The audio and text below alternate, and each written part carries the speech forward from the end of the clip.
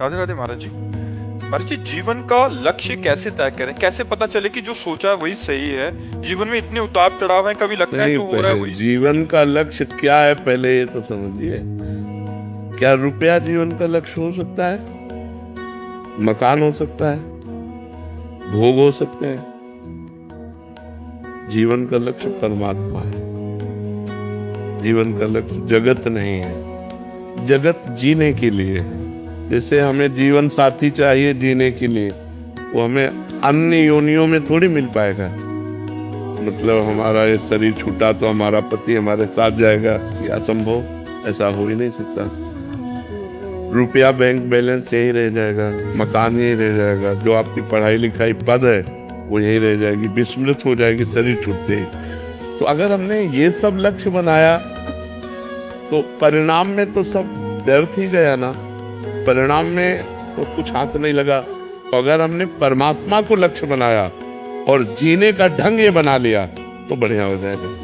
हम भगवान का नाम जप करते हुए अपने पति में परमात्मा को देखें, अपने पुत्र में परमात्मा को देखें, समाज में परमात्मा को देखें, अच्छा व्यवहार करें। जो हमें पद मिला है, जो हमें धर्म मिला है, जैसे आप किसी की बहन है, आप किसी की पत्नी है,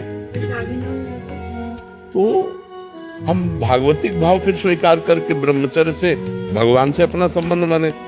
भगवान को हम पुत्र मान सकते हैं, भगवान को हम पिता मान सकते हैं, भगवान को हम माँ मान सकते हैं। भगवान ही तो दुर्गा रूप में है।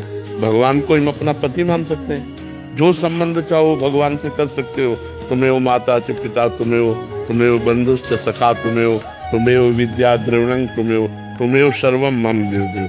पर यदि शादी ना करे तो ब्रह्मचर्य पर ध्यान देना चाहिए। फिर इधर उधर गंदी बातें अगर मन में रही तो फिर वो लक्ष्य नहीं बना पाएगा। भले सन्यासी वेश ना हो, लेकिन अंदर से संयम, नियम, पवित्रता, ब्रह्मचर्य, तो वो परमात्मा का लक्ष्य बन जाएगा।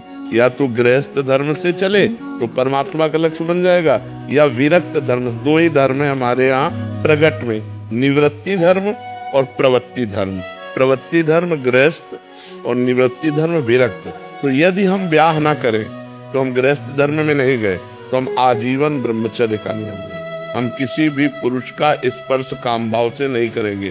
तो वो जो ताप है, काम का जो वेग हमें तपाता है, वो तपस्या बन जाती है, और उसी तपस्या से भगवान प्रसन्न हो जाते हैं। इसीलिए हमको एक धर्म तो स्वीकार करना चाहिए।